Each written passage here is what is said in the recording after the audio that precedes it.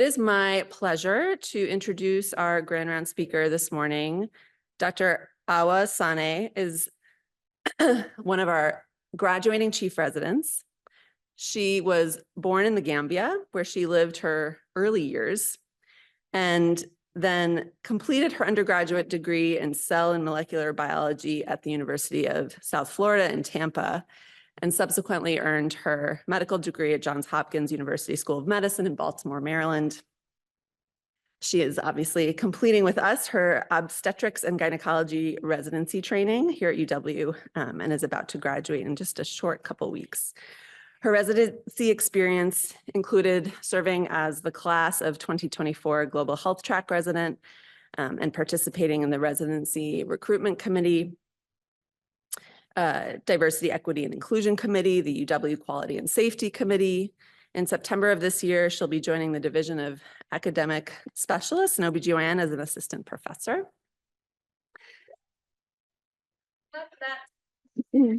We are so lucky. Dr. Sanneh's future faculty role will focus on clinical care, education, and global health program development, and she is committed to making a positive impact in these areas and providing leadership, particularly in global health education. Please welcome her to the podium to present When Life Gives You Lemons, Challenges and Adaptations in Obstetric and Gynecologic Care in Resource-Limited Settings.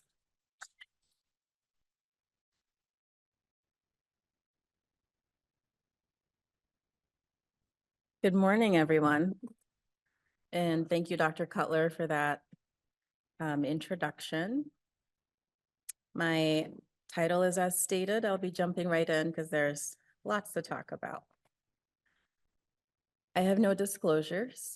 I would, however, like to take this opportunity to acknowledge that I have biases that are relevant to this topic. As an immigrant to the US and as someone who grew up in a resource-limited setting, global health is personal to me. I spent my formative years in the Gambia, but was born in England, where my father, a first-generation high school and college graduate, was obtaining his accounting degree. He did, in fact, receive his diploma on the date that I was born. So naturally, growing up, I was the dreamer in the family, yearning for higher education beyond the borders of our country. I was drawn to medicine from a very young age due to a sense of frustration and sadness at the severely handicapped health system that I was exposed to, and a need to problem solve. So from Gambia, I moved to Tampa, Florida at the age of 17, where I completed my undergraduate degree. And as I have progressed in my medical training, I've always maintained that affinity for global health. I was fortunate enough to train in this department where there is a formal global health track that has allowed me to do an international elective in the Gambia. As we journey through the rest of this talk, my objectives include taking a broader look at the global burden of disease for a couple key issues within our specialty, namely cervical cancer and maternal morbidity and mortality across the globe. Second, I will use the 3-delay framework to outline challenges in access to maternal care in low and middle income countries, henceforth referred to as LMICs, also used interchangeably with resource-limited settings. Finally, I will examine health system strategies and adaptations in resource-limited settings, using Gambia as a case study. In a systematic analysis of the global burden of disease study, maternal and neonatal diseases were identified in the top 3 contributors to disability-adjusted life years, or DALYs, since 1990. DALY is a metric used to measure quantity and quality of life of a population. It takes into account years of life lost due to premature mortality and years of life lost due to disability. Cancers were ranked 2nd highest contributor to DALYs in 2017. And among those, cervical cancer has for decades remained in the top 10 contributors to global burden of disease, despite only being relevant to half of the world's population. Among women, breast and cervical cancer are the 2 leading causes of death.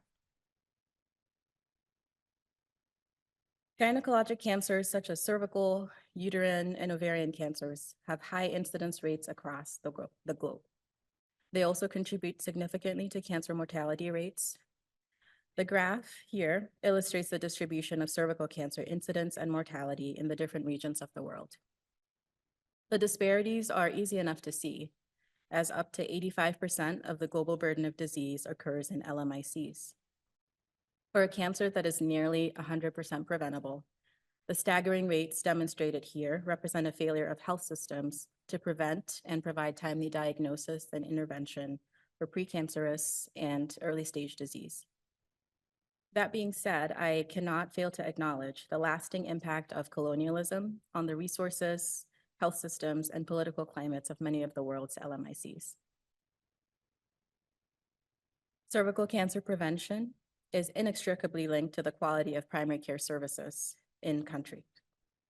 Access to primary care for routine screening and cultural attitudes towards engaging in preventative care practices are frequently cited in the literature as barriers to uptake of screening. Lab facilities needed to process cytology specimens or run HPV-based tests require expensive reagents and equipment. Trained pathologists and skilled technicians are also necessary, which are in short supply. Another key aspect of prevention strategies for cervical cancer is HPV vaccination. The rollout of the COVID vaccine during the pandemic has cast a stark light on the inequitable access to vaccines globally. HPV vaccination programs similarly are not easily accessible in the poorest regions of the world, although many countries have adopted national immunization programs focusing on young school-aged girls. The bar graph illustrates the availability of essential services for cervical cancer care, stratified by country resource level. Pathology services, radiation therapy, and multidisciplinary care can be especially limited in LMICs. Globally, there are 63 countries that do not have an official recommendation for cervical cancer screening. Those that do vary in the modality of screening and choice of primary testing. 78% of the world's countries recommend cytology as the primary screening method for cervical cancer. This is a resource-intensive screening modality, more prevalent in higher income countries. It requires trained pathologists to interpret results and also needs adequate follow-up structures for linkage to treatment once those results are available. The evidence shows that primary HPV testing is superior to cytology alone in detecting high-grade lesions. This method is used as the primary mode of screening in 35% of countries globally. These tests are expensive to set up and maintain and require temperature control, which can be limiting in areas with inconsistent electricity supply. There are, at the moment, 4 commercially available point-of-care HPV DNA tests with a turnaround time of about 1 to 2.5 hours, but none of these are FDA approved yet. Visual inspection with acetic acid is only offered in LMICs and involves visualization of cervical lesions with the naked eye after application of acetic acid. Without use of a microscope, one can only imagine that the diagnostic accuracy is only as good as one's eyesight, so reliability of the test is poor. It is often used in a screen and treat framework to avoid follow-up challenges.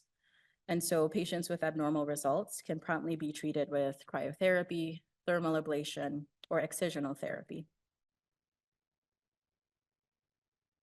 Globally, 64% of women between the ages of 30 to 49 have never been screened for cervical cancer. So this still poses a significant barrier to improving cervical cancer outcomes. In 2020, the World Health Organization announced a global call to action for the elimination of cervical cancer. It calls on countries around the world to aim for the 90-70-90 targets, focusing on a life course approach that aims to have 90% of girls fully vaccinated against HPV by age 15, 70% of women screened with a high performance test by age 35, and again at age 45. And finally, 90% of women with precancer or invasive cancer treated within the healthcare system. With all of the barriers we've just discussed, it is an uphill battle to meeting these targets. However, I do believe that it's a necessary struggle in order to see a world or a possibility of a world that is free from preventable deaths from cervical cancer. This little human is my son, Alaji, and he is here to give everyone a mental break as we transition from discussing cervical cancer screening and moving on to talking about maternal health. A key metric used to track maternal mortality outcomes globally is maternal mortality ratio, or MMR, which is calculated as number of deaths per 100,000 live births. In 2020, the global estimate for MMR was 223 deaths per 100,000 live births. By country, South Sudan had the highest MMR at 1,223 maternal deaths per 100,000. On the other hand, Nigeria, with 82,000 maternal deaths, had the highest absolute number, accounting for 28% of global estimates. We know that in the US, MMR has been increasing. In 2020, it was 23.8 deaths per 100,000, increased to 32 deaths per 100,000 in 2021. In comparison, other countries like Ireland, Lithuania, Slovenia, and Luxembourg had a rate of 0 deaths per 100,000 in 2020. When looking at the causes of death, hemorrhage, hypertensive disorders of pregnancy, and sepsis account for over 50% of maternal deaths. 7.9% are attributable to abortion-related complications. And indirect causes, which include medical disorders, HIV-related maternal deaths, and all other indirect causes, contribute to an additional 27%. The Sustainable Development Goals outline global targets for reduction in maternal mortality by 2030. It specifies a goal maternal mortality ratio of less than 70,000 deaths per 100,000 globally. And for countries that are already below this benchmark, it specifies a 2/3 reduction in maternal mortality. An analysis of the trends in maternal mortality rates from 2000 to 2020 show a continued decline in maternal deaths, but at a slower rate over time, represented here by the slope of the curves for the different time periods. The lower the rates get, the more difficult it is to see incremental decreases in maternal mortality rates. And so the more important it is to have targeted strategies that address the root causes of preventable deaths, which is where this model comes in. The 3 delays model was initially proposed by Thaddeus and Main in 1994. This was designed to help identify indirect factors that contribute to maternal deaths. The model has been adapted for identification of barriers for various issues, including sepsis, and was referenced by our own Dr. Ushma Patel during her residency grand rounds presentation on global surgery. The first delay involves that time period between recognition to the decision to access care. There are many factors that influence care-seeking behaviors, including health literacy rates in a country, perceptions of risk based on a patient's presenting symptom, cultural norms regarding preventative care practices, as well as perceptions of hospitals as the place that people go to die. The second delay has as much to do with the individual factors as it does with public health infrastructure and road networks. The delay in reaching the appropriate level of care can be impacted by distribution of healthcare facilities in a country, as some regions of the world have maternity care deserts. Distance that patients need to travel to get care is also relevant here. Disparities in outcomes can be impacted by access to personal vehicles, options for public transportation, and availability of ambulance networks within the community. The third delay describes a situation where patients arrive at a health facility but still cannot access the appropriate services that they need for their condition, potentially due to unavailability of the skill set or professionals, technology, or medications that are needed to address their ailments. This speaks to the quality of healthcare services that are received. One critical example is the absence of blood bank services in many health facilities in LMICs. Given that hemorrhage is the leading cause of maternal mortality worldwide, This can be devastating when patients overcome all the previous barriers discussed to finally access care and are not able to get life-saving transfusions when they arrive. The following quotes I'm about to read are from a qualitative study in the Gambia reviewing circumstances leading to 42 maternal deaths in rural areas. She started pouring blood late in the evening, and we took her to the main road to look for transportation. We were there until midnight, but couldn't get transportation. All the vehicles that came were full, so we went back home and woke up early in the morning to try again. I took my wife to the health center. 2 hours later, the nurse told me that she needs to be transferred to the hospital, but the ambulance has no fuel. I was asked to buy fuel for the ambulance to take my wife and bought 20 liters of diesel. She was pouring blood at home, so we took her to the health center. There, we were told urgently that she needed blood, but bags were not available. She was then transferred to the hospital, 60 kilometers away, and at this hospital, blood bags were unavailable. She was there from midday to the following day in the evening, but did not receive any blood, and late at night, she died. We took her to the health center in the village. She was examined by the nurse, who later transferred her to another health center, 44 kilometers away.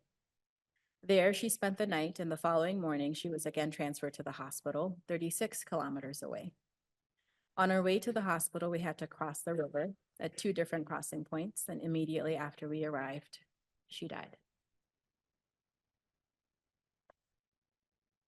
There are proponents of including a 4th delay to this framework, and that is the delay in taking responsibility for maternal deaths. There is a need for ownership of this burden at multiple levels, including the community level, among health systems leadership, policymakers, and governments, to truly be able to address the root causes of delays at every stage. No discussion of maternal health outcomes is complete without touching on cesarean deliveries, which is considered a key metric for determining the adequacy of obstetric services around the world.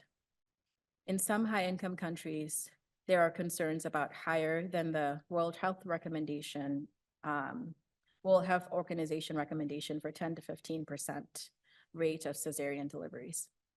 In other parts of the world, where access to this life-saving procedure is limited, exceedingly low rates have noteworthy ramifications, including prolongation of obstructed labor, higher rates of obstetric fistulas, fetal compromise from untimely intervention, and even maternal deaths. Higher rates of surgical site infections, sepsis, and perioperative deaths have also been reported in LMICs.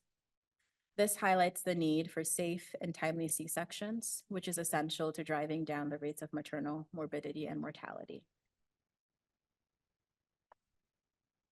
Mental break number 2. So I'll be transitioning to the case study portion of this talk, starting with a country profile. Officially called the Republic of the Gambia, this West African nation is the smallest country on the mainland Africa, with a population of just over 2.7 million. Life expectancy at birth is 62 years, and gross domestic product per capita is $2,496.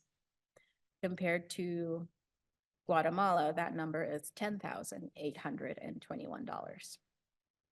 English is the official language. Although there is no official count, there are up to 10 or more local languages that are spoken, derived from the various tribes, such as Mandinka, Wolof, and Fula. There are 6 distinct regions in the Gambia. The Greater Banjul area is named for the capital city and its surrounding suburbs. The remaining 5 areas are geographically named and are Western, North Bank, Lower River, Central, and Upper River regions. The health system consists of 4 regional hospitals, 5 general hospitals, 1 specialized hospital, and 1 main referral hospital that's located in Banjul. There are various levels of care that patients can access. At the primary level, There is a reliance on primary health centers, village health workers, and traditional birth attendants. The village health workers and traditional birth attendants are typically sponsored individuals from within the community who receive brief training periods, such as 6 to 8 weeks, to start their roles, and do have continuing education to allow them to serve their local populations. At the secondary level of care, health facilities provide additional services such as emergency obstetric care. They have functional operation theaters and have inpatient beds and basic laboratory tests. At the tertiary level, these hospitals, in addition to all of the services offered at the lower level centers, have more specialty care services, a wider range of diagnostic tests, and greater bed capacity. A 2021 study looking at the health system's capacity for a variety of services noted high capabilities for family planning services at 92%, antenatal care at 75%, but incrementally decreasing capacity for basic surgery, blood transfusions, and advanced diagnostics. Health expenditures in the country are funded in part by the government and largely are supported by developmental partners, including United Nations agencies, non-governmental organizations, grants and partner countries and institutions like the International Monetary Fund and the World Bank.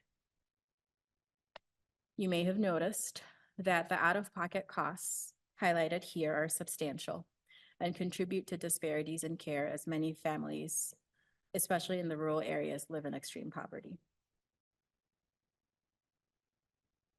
A national HPV vaccination program was introduced in 2019.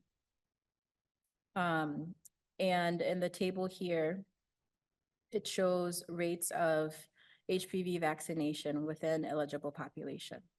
And this is primarily targeting women. The prevalence of the two highest risk HPV strains is 4.3%. And the table shows that only 1/3 of the eligible population are fully vaccinated against HPV. The vaccination program recommends a 2-dose schedule for the HPV vaccine. On the right, the figure shows cervical cancer screening data from 2019, where lifetime screening rates for cervical cancer was only 11%, well beyond the World Health Organization recommended target. Looking at perinatal outcomes, the C-section rate nationally in the Gambia is about 4%. In comparison, the rate at the main teaching hospital in Banjul, which offers the highest level of care, is 24%. This is almost certainly due to the referral of high-risk patients to this facility from all other regional hospitals. The national stillbirth rate from 2021 was 21 stillbirths per 1,000 births. From the most up-to-date health statistics, maternal mortality ratio was 289 deaths per 100,000. In comparison, the most recent in the US from 2021 was 31 deaths per 100,000. And although this number for Gambia is high, it is a significant improvement from about 20 years ago, where the maternal mortality ratio was 1,050 deaths per 100,000. The Gambian Ministry of Health recommendations for prenatal care are summarized in this chart, and it's often found in many of the state-sponsored clinics. It details recommendations for at least 8 prenatal care visits, which is defined as adequate prenatal care. It recommends assessments for common conditions like anemia, nutritional deficiencies, tuberculosis, and offers intermittent preventive therapy for malaria, which is an endemic disease in the Gambia. This is in line with the World Health Organization recommendations. The graph details trends in antenatal care in the Gambia. Majority of birthing centers, or rather majority of birthing persons, actually do attend their prenatal visits, quoted here at about 98%. And many of them also deliver at health facilities with skilled assistants, defined as the presence of nurse midwives, doctors, or traditional birth attendants.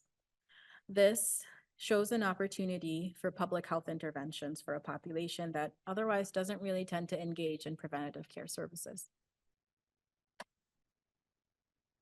The Edward Francis Small Teaching Hospital, shown here, is in Banjul and is a tertiary health facility and a major referral hospital for other facilities around the country. This is also where I did my global health elective earlier this year. During my time there, I helped to compile maternal mortality statistics for the later half of 2023.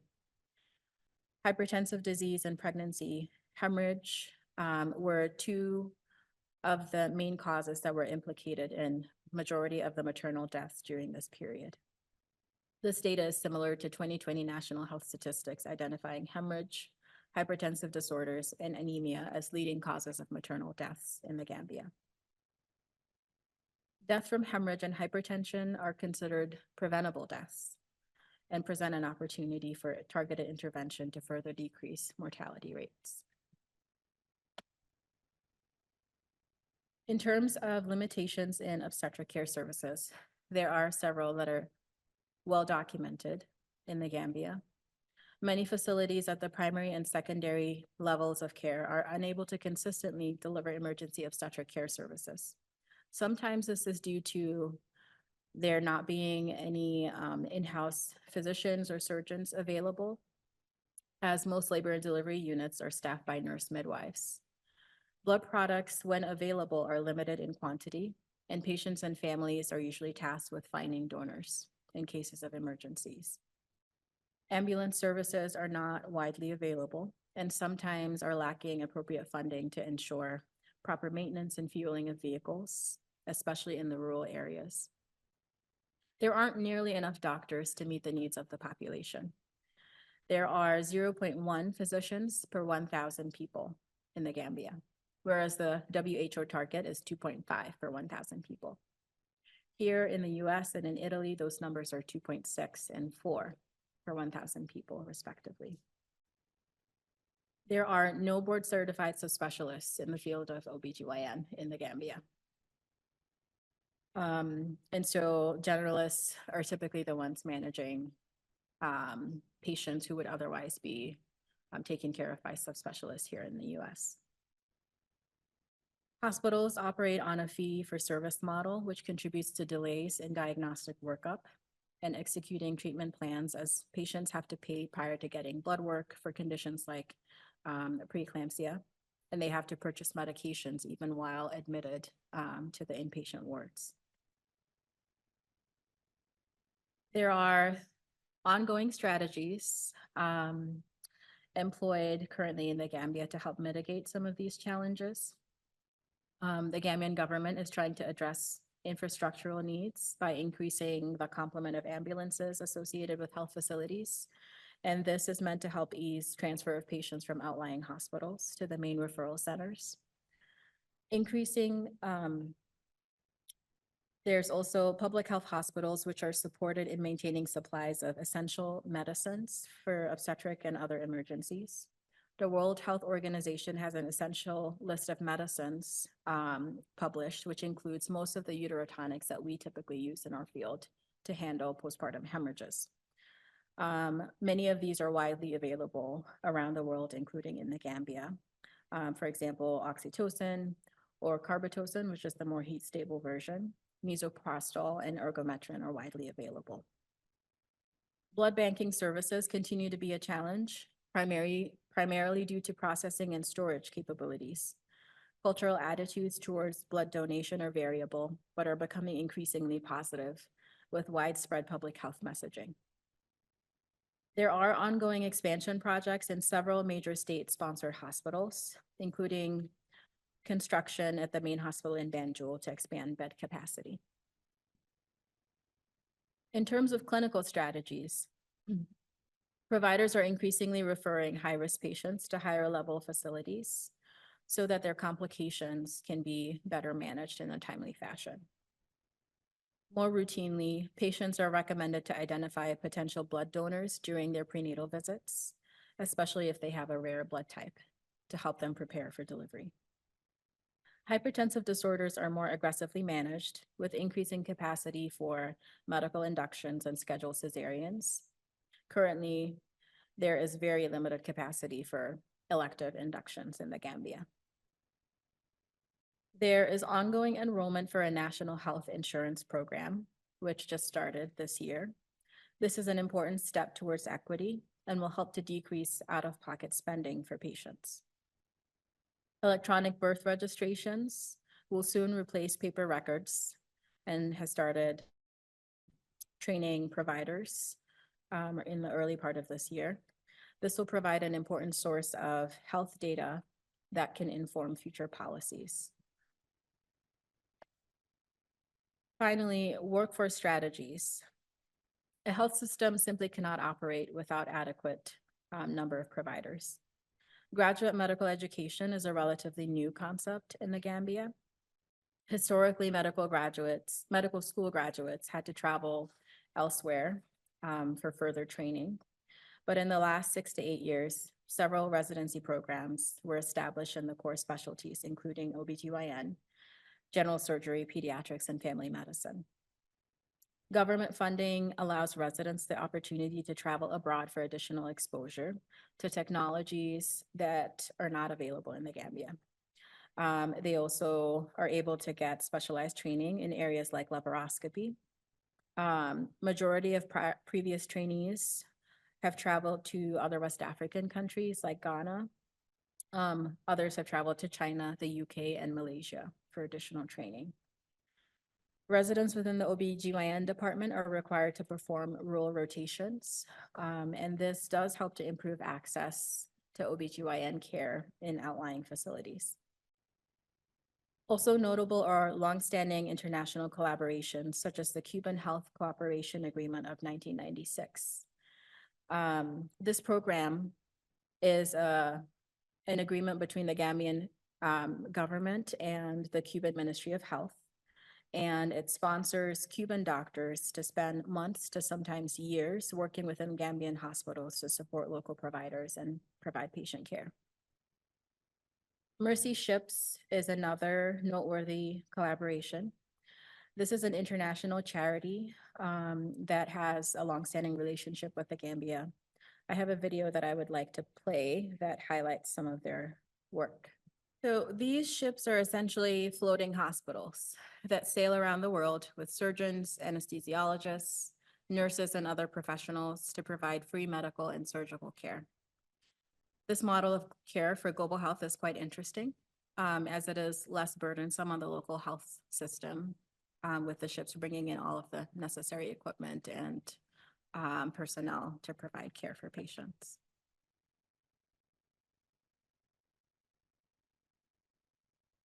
I've mentioned my global health elective a few times during this presentation. Earlier this spring, I spent 4 weeks working in the OBGYN department at the Edward Francis Small Teaching Hospital in Banjul. I was fully integrated into one of their 5 provider teams and participated in a full spectrum of outpatient and inpatient obstetric care, as well as gynecologic services and surgeries. I was engaged in the academic activities hosted by the department, including daily morning reports with their trainees, consultant rounds, and morbidity and mortality review meetings. Dr. Hanks spent the first week in the Gambia with me as my faculty supervisor. We both had the opportunity to do guest presentations on topics like management of postpartum hemorrhage, prevention of the primary cesarean section, and laparoscopy entry techniques. These presentations fostered some engaging discussions on differences in practice patterns between our 2 countries, as well as an interest in collaborating to develop protocols for the department in Banjul. My clinical and surgical experiences were incredibly rewarding. I had a reframing of my clinical knowledge and experience to fit this new setting, especially in the clinic and inpatient setting. In the surgeries that I was exposed to, due to a shortage of inhaled anesthetics, Attempts were made to maximize use of regional anesthesia. So a lot of cases that we would typically do under general, like open myomectomies and such, were done under spinal, which I thought was interesting and brave. I also noticed that many surgeries that we would typically do minimally invasively were being done via laparotomy. There is only one laparoscopy trained gynecologist at the teaching hospital. And at the moment, they are primarily performing straightforward laparoscopic cases such as bilateral saphenectomies, diagnostic laparoscopies, and chromoperturbation for tubal patency assessment. There is a plan to develop a laparoscopy training curriculum for residents, which I have expressed interest in collaborating on. And the amazing residents here in Madison actually donated 10 laparoscopic box trainers that were shipped to the Gambia, and are now housed in the simulation center at the teaching hospital. These will be instrumental in helping the learners develop basic laparoscopy skills, and in the long term, help to improve access to minimally invasive surgery. While the clinical experiences that I had were very meaningful and important to me, one of my main goals during this rotation was to set foundations for future collaborations. And this has been a lifelong goal of mine.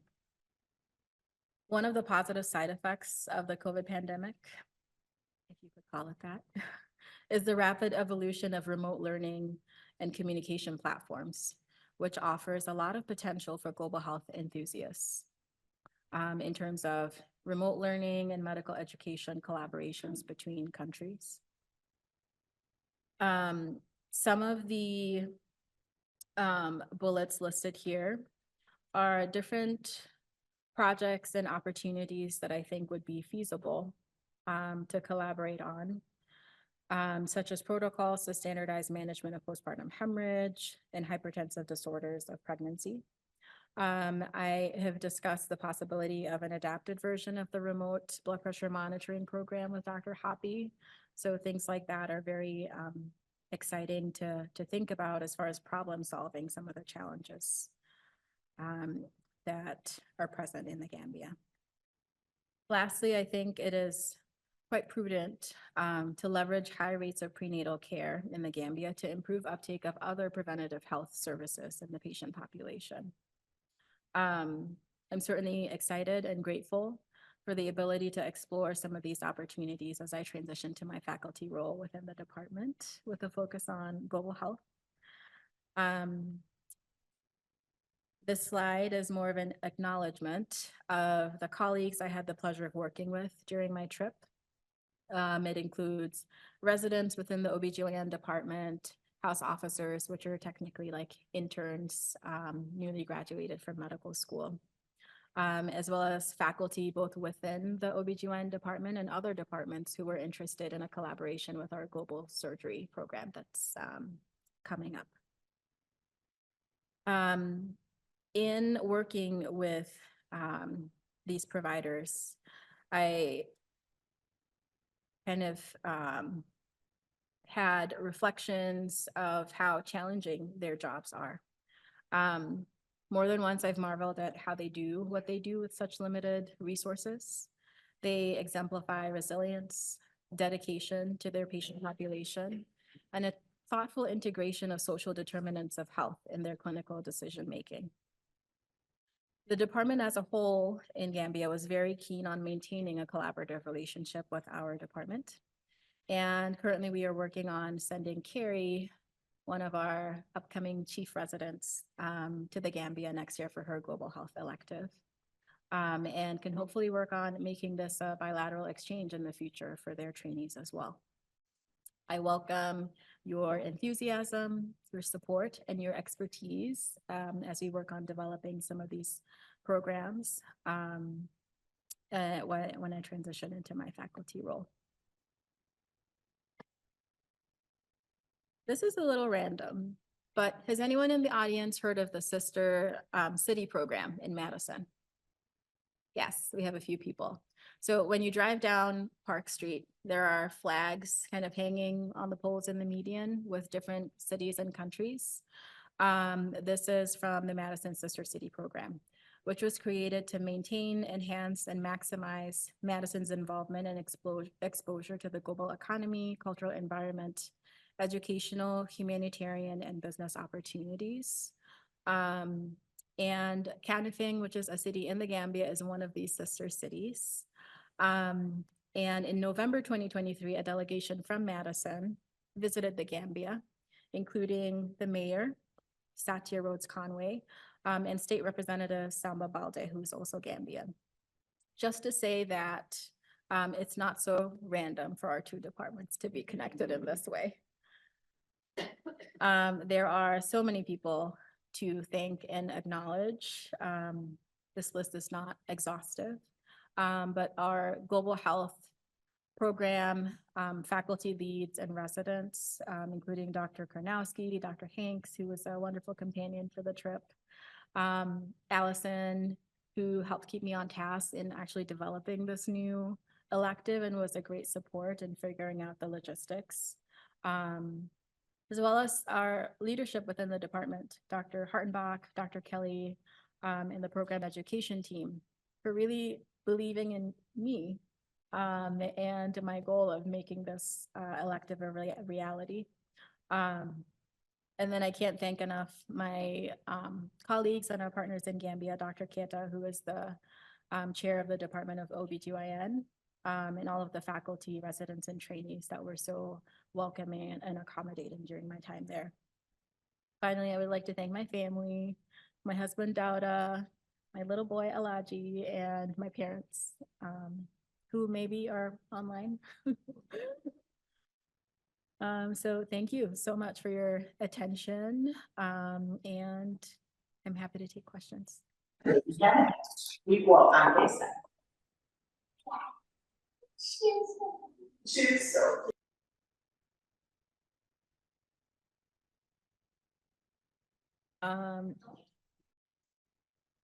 Question in the chat. How do I?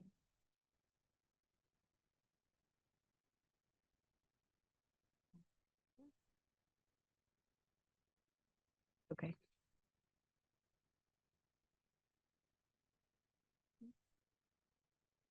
I hid the controls and now I don't know how to bring them back. So okay.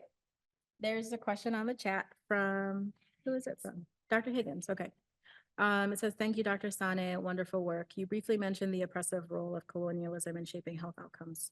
Would you speak to the history of colonialism in the Gambia and how that shapes your work there? Thank you for that question. I think the historical context, when talking about kind of health, even politics and other aspects of low and middle income countries is very important. The Gambia is a former British colony, which is why English is the official language. I think post-colonial times, the growth of kind of governments that sometimes are unstable, and development of policies that routinely are underfunding health systems, and are essentially starting from a disadvantaged position after being ruled by colonial powers for so many years. It puts the health system at a disadvantage. In the Gambia in particular, there has been chronic underfunding of the health system. And so that makes it very difficult for medical professionals who essentially are wanting to do their best to serve the population, to give the care that they know that patients need when they don't have the right equipment, the right facilities, the right technologies, the capabilities for blood banks, and so on, because of the policies and the lack of funding and resources, which can be traced back to those times. So I do believe it's all connected, but I think it's important for our current generation now to focus on how to make things better. And that has to involve collaborations with the government, because a big part of the funding comes from that. But I think there is a very important role for development partners, as I mentioned, and collaborations with other institutions and governments and departments in helping move kind of the needle forward on improving some of those outcomes. Recent statistics actually show that majority of the GDP in the Gambia is sourced from Gambian diasporans abroad.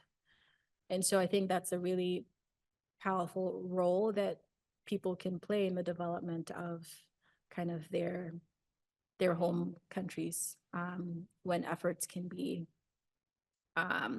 combined and put together on very specific projects.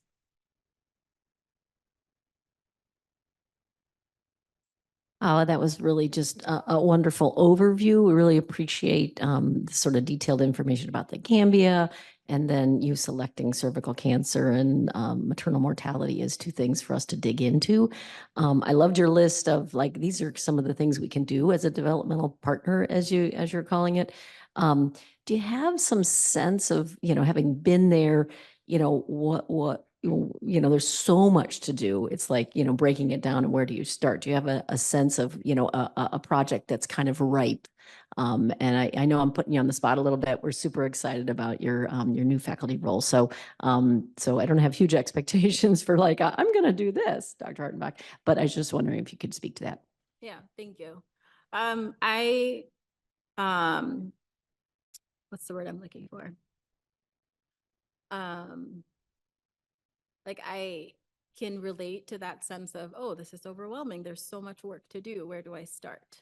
But I think there are several low-hanging fruit that can be good opportunities to start off with, including focusing on hemorrhage management, which is really the leading cause of maternal deaths there. Blood loss quantification, I saw as an opportunity to kind of help with management of hemorrhage, and then using protocols to standardize care, because currently, like here in our department, we have very specific protocols for postpartum hemorrhage management. And it helps to kind of take off some of the extra brain kind of power or burden that's needed in emergency situations when everyone kind of knows, hey, these are the steps and these are the things we need to do. They don't currently have that in Gambia. And so helping to set up some of those protocols, I think would be low-hanging fruit that would have kind of pretty immediate impact. Dr. Hanks is raising her hand. I think she has something to add to that.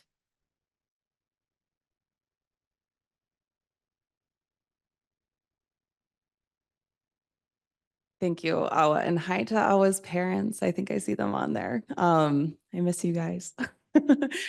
Just to follow up, I think that, yeah, we talked a lot about like a QI project for the postpartum hemorrhage, I think would be really interesting. And the interest there was definitely there. The other thing that I thought that I was really impressed with was the ability to do virtual meetings and virtual lectures, and they were really excited about that. Awa and I were kind of right outside the room where they were doing medical student lectures, and we could definitely, people that are interested, I think, send Awa and I an email, more Awa than me, but about any interest of giving lectures to medical students, and then also the lectures that we gave to the residents. Their residents meet every morning and do a sign out that's more of like an M&M style, interestingly. So they're going through the patients, and the attendings are kind of talking to the residents about it and what their management plan was overnight. So they're doing that every morning, and we could absolutely be a part of that and give lectures. And I think that that would be very well received and something that would be easy to set up. So I think Dr. Cutler had her hand raised.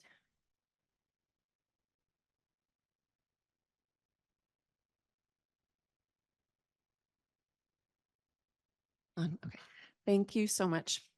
In listening to your talk, and particularly the quotes you provided and the statistics of like just the numbers of physicians in the Gambia, I was reflecting like how we are faced here with lots of challenges that we attribute to causing high burnout rates in medicine, attrition rates, and really they feel like champagne problems in comparison. So I'm wondering what you took away from your Gambian colleagues in building resilience and sustainability for the work. That's a really good question. I think what I noticed as far as coping mechanisms for the high volumes that they have to manage in the hospitals was just kind of the relationship and support that